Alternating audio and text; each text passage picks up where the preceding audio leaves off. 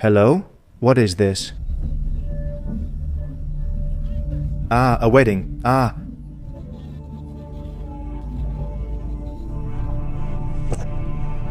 Hello, brother. Is it Plov? Plov. Carrot, then meat, garlic. Nice to meet you. First place I've come across. Alright, fine. A quick tea.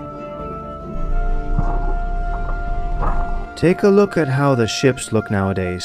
Rusty.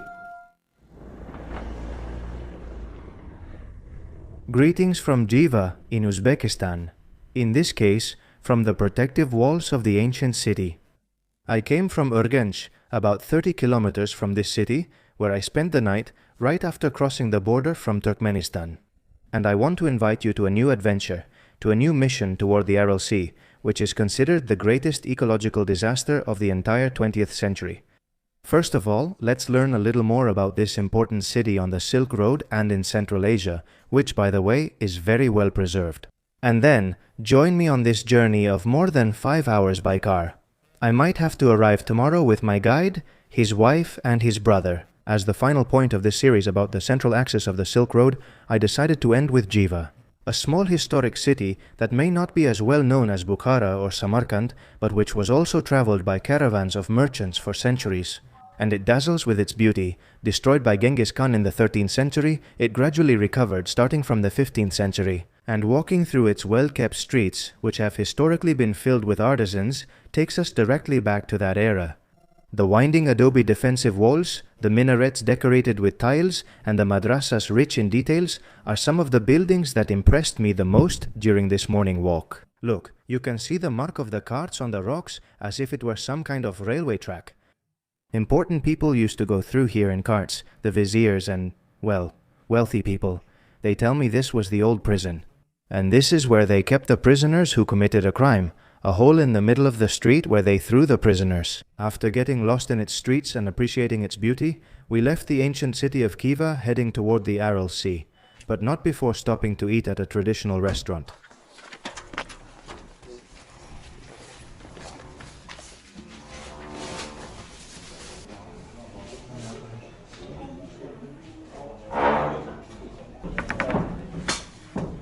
This is what they have and offer you, right?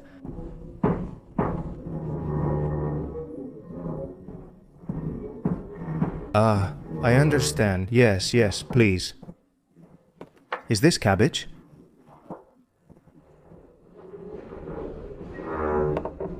One thing I had pending before we continued our journey toward the Aral Sea was to eat an Uzbek plov.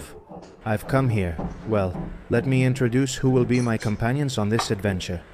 Yalchangir, his future wife. His little brother, Zarbark. As you can see, they are doing construction here, in a real place, a genuine Uzbek shaykhana. These are the typical salads they offer you at the beginning, which are usually eaten with plov. These are tomatoes with onion, right? This sour cream and herbs, right? And kapusta, pickled in brine. That's like cabbage in brine. Ooh. Here you have the plov. Woo! What a beauty garlic. A whole head of jontero. Is it beef? Right? Beef. Is that pepper? No. Carrot? Carrot. Well, let's dig into the plov now. Look, it's eaten like paella in Spain. We also eat it like this in Spain. Everyone from the same plate. Like in the old days. Cheers.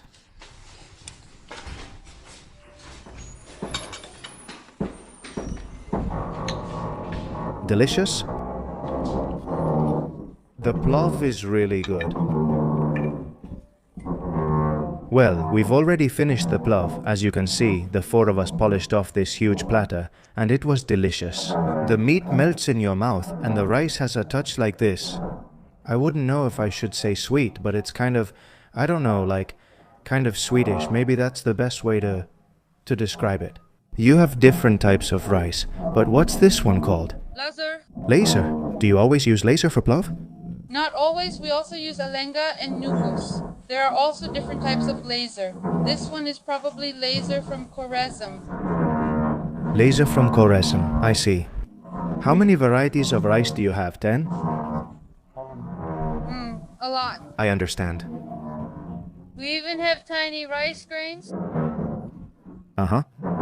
Just to give you an idea of how much all this cost, it was about 32 euros, 400,000. That's all of this with the salads and a plov for 4 people. So in the end, you can eat for about 8 euros per person, more or less.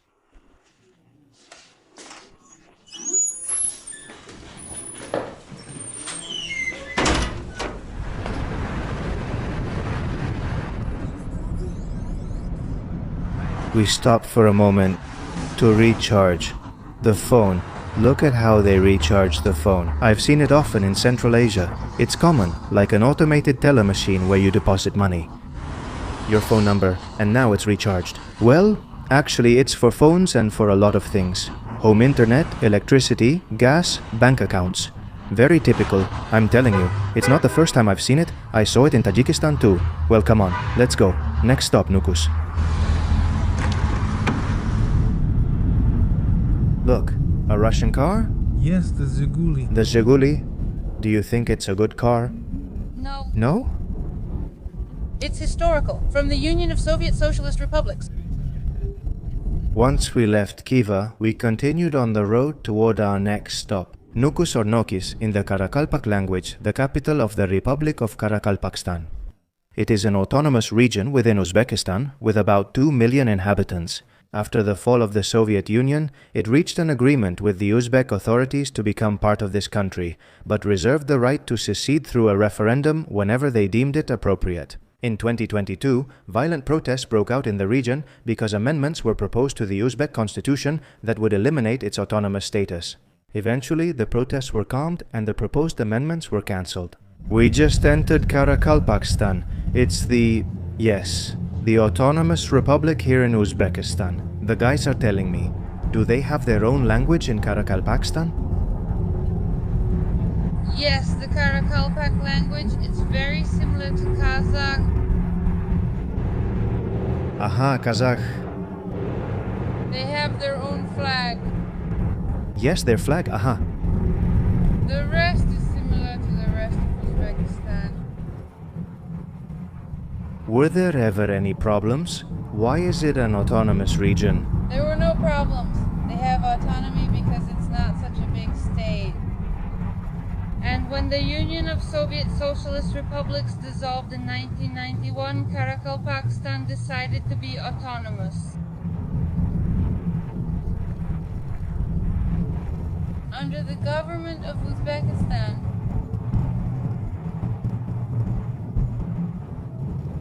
Do the people look more like Uzbeks or more like Kazakhs? more like Kazakhs.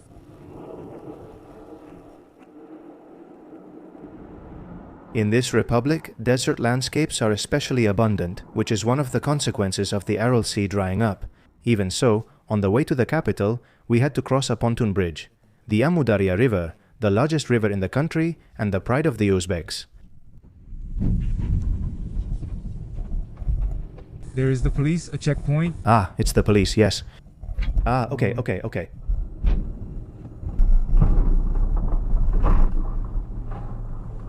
This is the Amudarya River, The Amudarya River. the longest river in Uzbekistan. It passes through Afghanistan, Uzbekistan, Kazakhstan, Turkmenistan. Okay, Many countries. a lot of countries. By sunset, we finally arrived on the outskirts of Nukus, where we stopped to refuel and encountered fuel rationing. Is everyone waiting for gas? Yes. Yes. Is there a shortage? Yes, there's a limit. How much can you buy?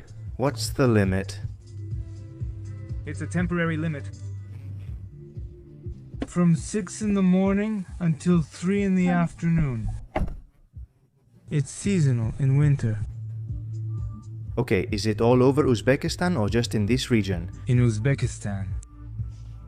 There you can see all the trucks and the whole line of cars waiting at the gas station. They say you have to wait 30 minutes or an hour.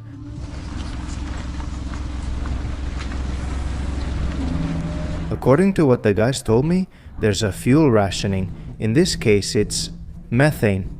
Yes, look, here it is.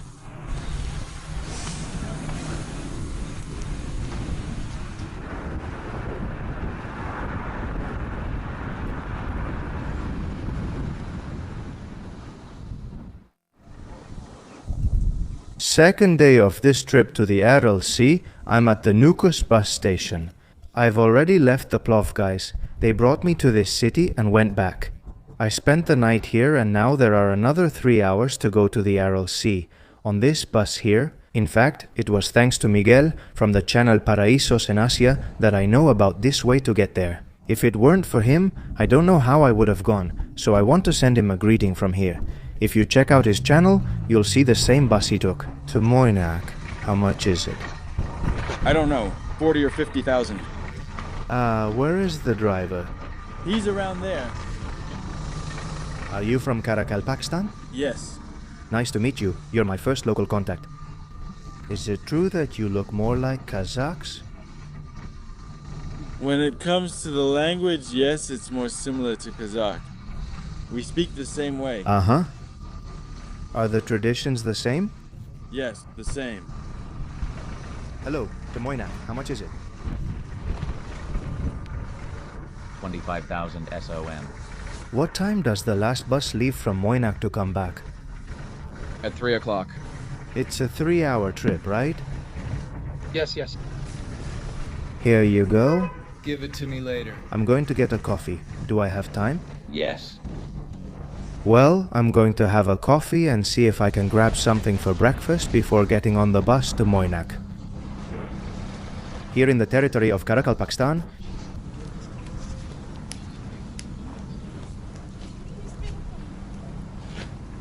wow, take a look. What are they cooking here? Peppers, huh? Ah, well, of course. For the plov. Carrot. Salam alaikum. Hello, brother. Is it plov? Plov! And what is this, carrot? Carrot, then meat, garlic. It must be delicious. Do you have coffee? Yes, let's go. Where are you going? To Moynak. To Moynak? You're a tourist, right? Yes.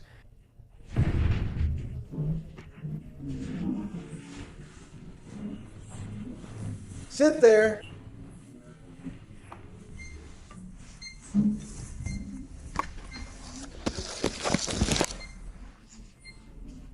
What is that? This opens up and it's to support it like this. What's it called? I'm Victor. Kolya. Kolya. Kolya, how are you? All good. Do you have anything to eat? Hello?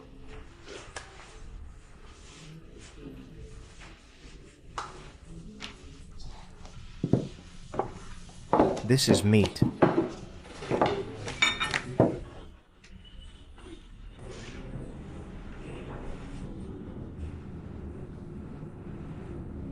Well, I got some eggs and a coffee for 10,000 SON. Here you go. Recharge your energy for the trip.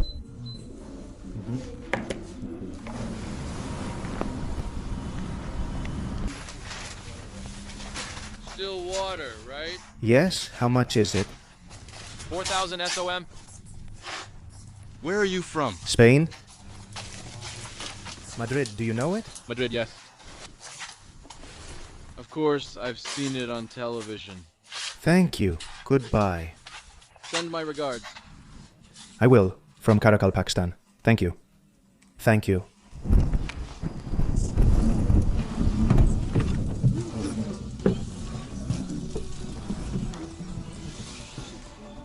We have already set course for Moynak. As you can see, the bus doesn't leave until it's full, or, well, at 9 o'clock. If it fills up earlier, it leaves earlier.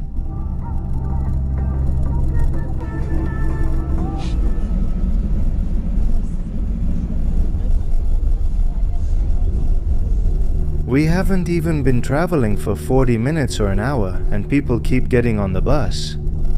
I hope it won't be like this the whole 3 hours. Take a look at how their bus is.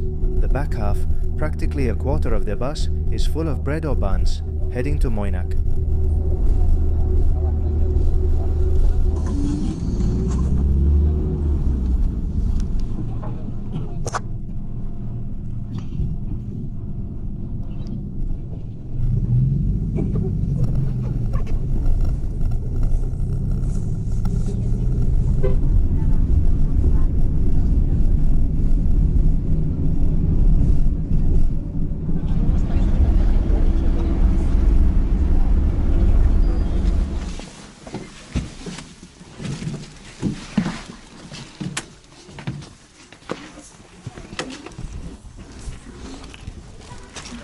after almost 3 hours of travel, practically 3 hours of travel. Luckily, in the end, halfway through, they let me sit down. Quite a few passengers got off. I've arrived in Moynak, which used to be a fishing city, prosperous, and saw its industry shrink decade after decade precisely because of the desertification of this Aral Sea. The same thing happened with the city of Aral or Aralsk, located on the other side of the border in Kazakhstan to the north of the Aral Sea, and it also saw how its fishing industry kept shrinking.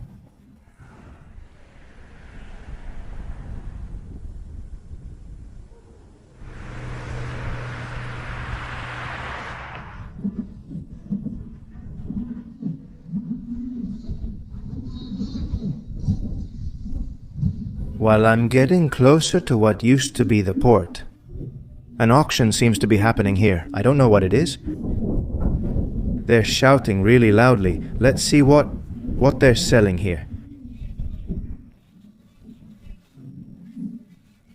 Hello, what is this? Ah, a wedding, thank you.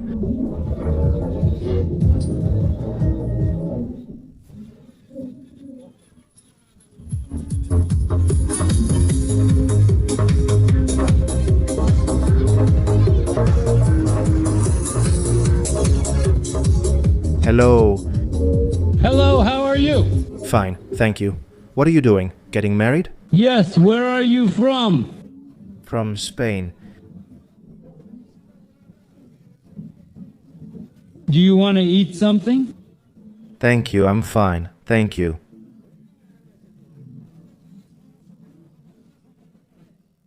Where are you going? I'm going to the ships now. What is this?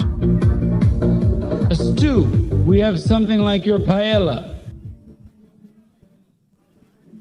Well, it's not paella. It's called...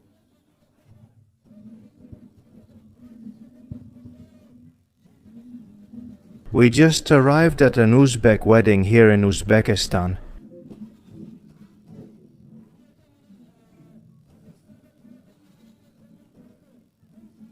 We're going to donate to the bride and groom. Here, this is for you.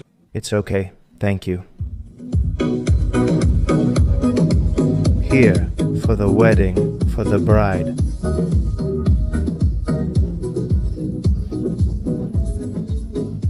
What's your name? Victor.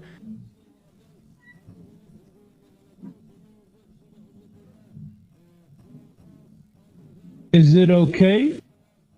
Victor from Spain. Yes, it's okay. Thank you, thank you. Thank you all.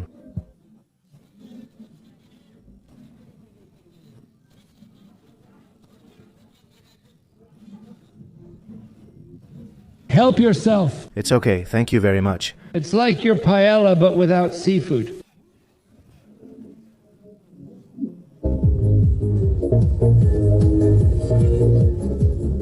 Well, to your health?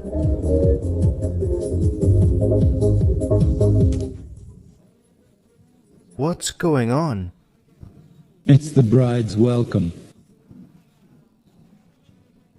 Do you see the bride? Yes, and is this her family?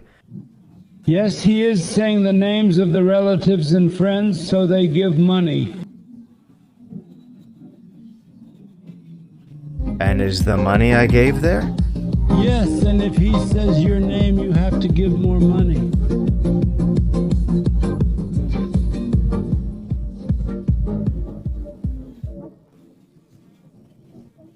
All the money?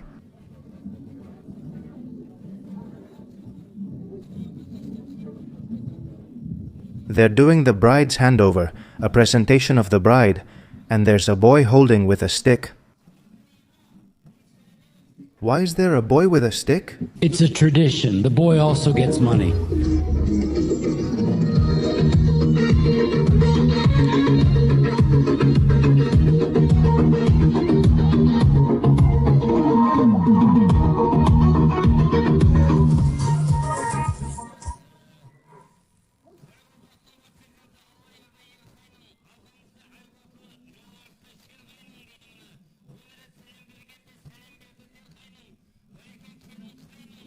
There's a restaurant, and after that, the wedding will continue there. This is for the public, then only family and friends go to the wedding. I understand. Thank you very much. Take care.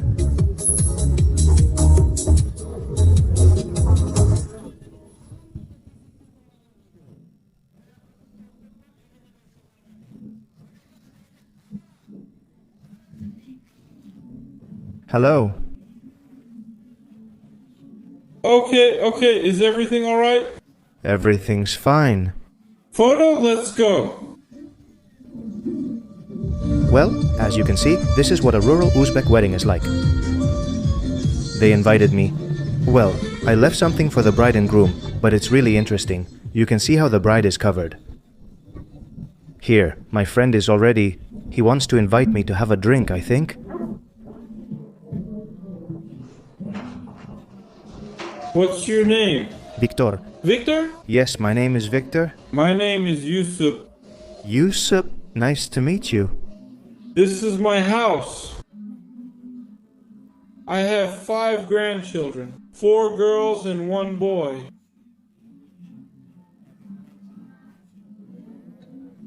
Very good. A big family. Of course, it's a big family. We're celebrating. It's a Muslim celebration. Ah, I see.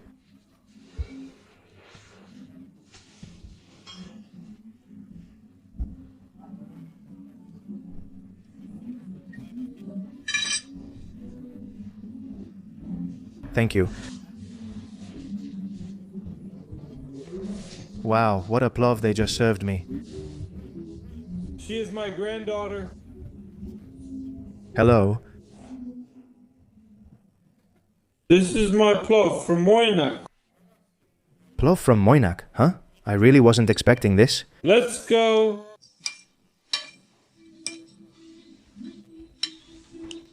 Very delicious, thank you.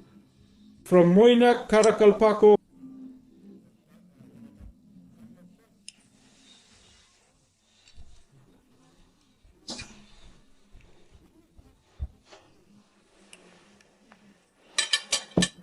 She is my daughter.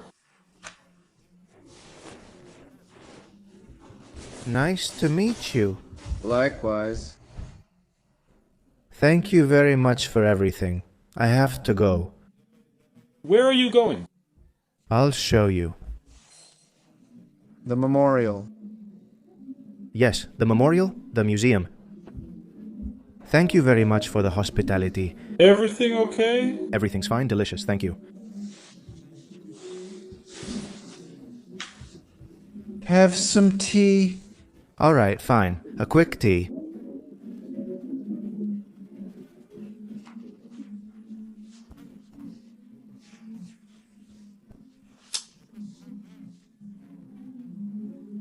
It's a camera. Can I take a picture with you? Yes, of course. Thank you very much. It's okay, goodbye. Goodbye. He said goodbye. Thank you very much.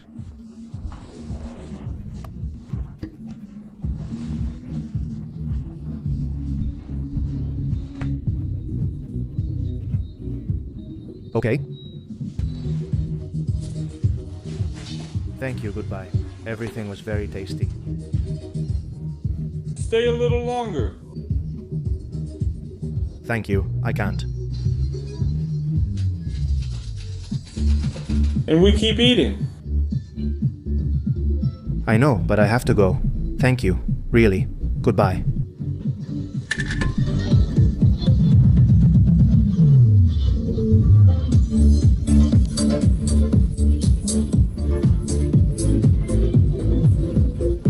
What an unexpected surprise.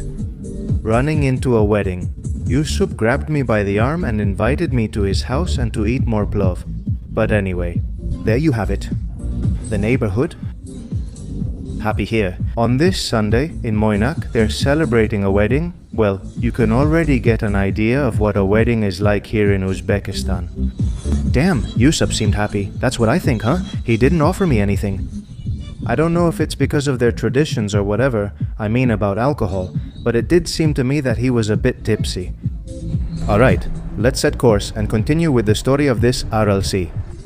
Some scientists and historians describe it as one of the greatest ecological disasters of the 20th century. In the 1960s, Soviet leaders focused on this Aral Sea region to turn it into a world power in cotton production and export. Cotton is a crop that needs a lot of water, and taking advantage of the Amu Darya and Sir Darya rivers, canal irrigation systems were built to supply the cotton fields. Since the 1960s, the Aral Sea, into which these two rivers flowed, began to dry up. The harshest period started in the 1980s. During these years, desertification was so significant that local residents reported visible changes in sea level. Month by month, week by week, even day by day. I have now reached the outskirts of the city of Moynak. Here you can see the desert. The desertification of the Aral Sea, and the ships that were stranded due to this drop in the water level, which were brought here from all over the Aral Sea, from nearby to where today a museum stands in memory of this catastrophe. Take a look at how the ships look now, rusted, with some parts completely dilapidated. Look, you can see the inside here. Wow! Let's take shelter here from the cold. Damn.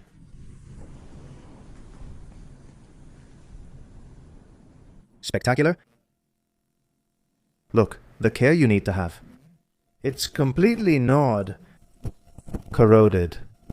Better said, oh my goodness. This is what one of the ships looks like. All this you see here used to be sea, and now it's pure desert. In fact, the nearest water to this city of Moynak is now hundreds of kilometers away from where the coast used to be. And in the city of Aral, in Kazakhstan. It has already started to recover a little. A small dam has been built in what is now called the North Aral Sea. And it seems that little by little they're recovering the water, and now it's 20 kilometers from the coast. But that's on the Kazakhstan side, where they built a dam and are somehow recovering fishing and water. Here in Uzbekistan for now, as you can see, it's all desert.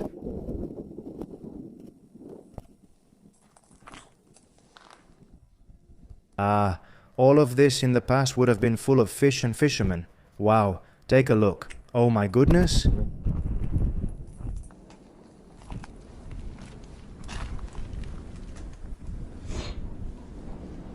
As a result of the desertification that happened when the level of the Aral Sea dropped, the population who lived here from fishing was affected. First by the salt storms. The salt remained, sedimented. The water evaporated, but the salt stayed. And when windstorms formed, they carried salt with them, which was harmful to health. Likewise, the canals that were built to irrigate the cotton and cereal fields lost a lot of water. Scientists have calculated that on some occasions up to 70% of the water was lost along the way while it was being transferred, because the construction of the aqueducts was very poor and they were not properly waterproofed. Also, in the middle of the Aral Sea, there was an island that in 2001 became a peninsula, which housed a biological weapons laboratory. In Soviet times, and when the Soviet Union fell, and that laboratory was dismantled, it wasn't done completely properly, and it seems that some remnants were left behind that contaminated the area. Another problem that also caused considerable harm to the health of the local population was that fertilizers leaked into the Aral Sea and to some extent contaminated the water that these inhabitants relied on.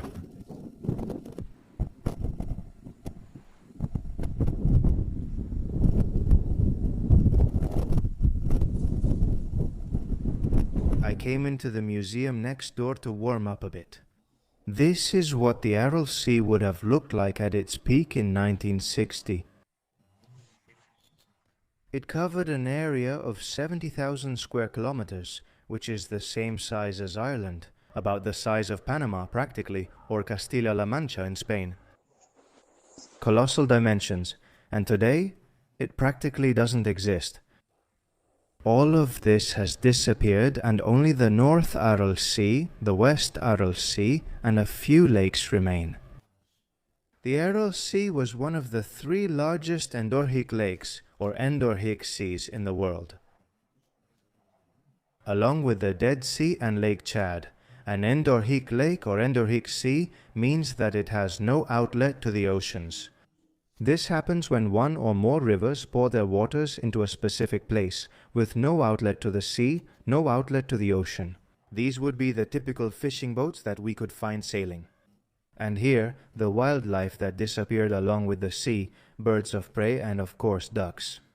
That's why it's classified as an ecological disaster, because it's not just that the sea reduced its water level and the fishermen lost their jobs, but also the serious consequences it had for all the area's wildlife and plants, which practically changed the entire ecosystem. The sea acted as a kind of temperature regulator in this desert of Uzbekistan and Kazakhstan, right in the middle of the desert. It helped create a kind of microclimate that completely disappeared when the water evaporated. Imagine how rich the wildlife here was. There were even flamingos. Many scientists say that the damage that has been done is irreparable forever. Look at this picture of fishermen in Soviet times, sharing what looks like a can of preserved food, and here's another fisherman with his trophies, and besides the canned food. What you see here was a fish drying rack, something very typical in Soviet times, and even today. Eating dried fish with beer with vodka, or just by itself. More fishermen here, working. And here is a worker from the Ukhtsai fish plant. It's incredible to think how the cotton industry turned this area into a global cotton powerhouse. In fact, Uzbekistan is still one of the world's major cotton producers. It wiped out another industry that was just as important for all these people: fishing.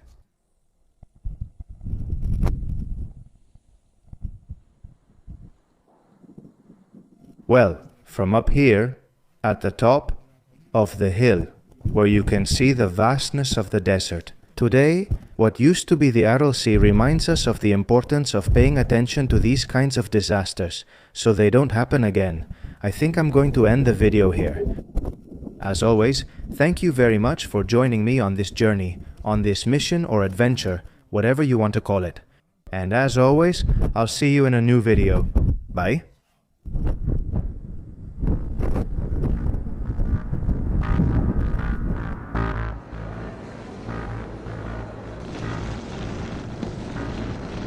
Well, it looks like there's someone sitting in my seat.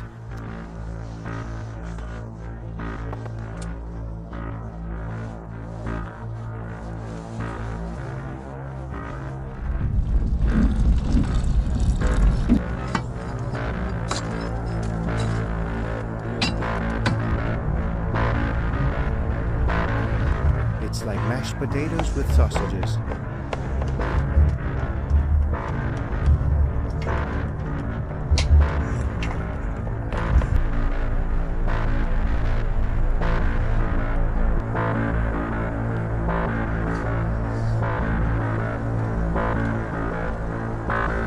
Well, here we are at the Borkuta Hotel. Here it is, the city's hotel. Built in the 60s.